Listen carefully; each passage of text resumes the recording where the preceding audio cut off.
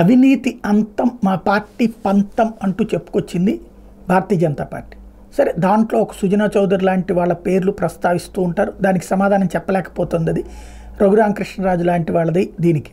వీటన్నిటికీ ఉన్నటువంటి డొల్లతనం ఏంటయ్యా అంటే చట్టంలో ఉన్నటువంటి లోపమా అంటే చట్టం అన్నటువంటిది చాలా స్ట్రాంగ్గా ఉంది. పిఎంఎల్ఏ యాక్ట్ ఏదైతే టెర్రరిస్టుల నిరోధానికి తీసుకొచ్చినటువంటి టాడా లాంటి చట్టమే ఇది కూడా ఆర్థిక ఉగ్రవాదం కిందన ఏదైతే అవినీతిని గురించి ప్రస్తావించిందో దానికి అనుగుణమైనటువంటి చట్టమే. కానీ ఇక్కడ ప్రాక్టికల్గా గ్రౌండ్ లెవెల్లో తేడా వస్తుంది. ఆ తేడాని సెటరేట్ చేయడం కోసం తీసుకొచ్చినటువంటి పిఎంఎల్ఏ యాక్ట్కి కూడా చిల్లు పెట్టినటువంటి నేపథ్యంలో న్యాయ వ్యవస్థ మీదన పోరాటానికి మోడీ సర్కార్ సిద్ధపడుతుందా?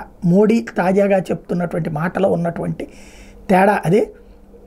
మోడీ చెప్తున్నటువంటిది అయితే రేపు నేను మళ్ళీ అధికారంలోకి వచ్చిన తర్వాత అవినీతి పరులు ఎవ్వరూ బయట తిరగనియ్యను, ఇది మోడీ హామీ అని చెప్తున్నారు.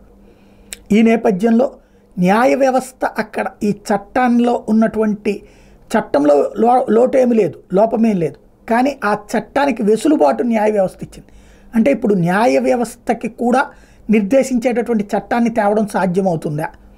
న్యాయ వ్యవస్థ ఎట్లా ఇవ్వకూడదని ఇప్పుడు ఫర్ ఎగ్జాంపుల్ ఎన్నికల విషయంలో ఉంది. మొన్న చెప్పారు కదా, గాజు గ్లాసు గుర్తు గురించి వచ్చినప్పుడు ఈ దశలో మీరు జోక్యం చేసుకోవడానికి వీలు లేదు అని ఎన్నికల సంఘం చెప్పగానే ఆగిపోయింది కోర్టు. అట్లాంటి స్ట్రాంగ్ రాజ్యాంగ సవరణ ఏమైనా చేసుకొస్తారా? న్యాయ వ్యవస్థ ఇందులో జోక్యం చేసుకోవడానికి వీల్లేదని చూడాలి.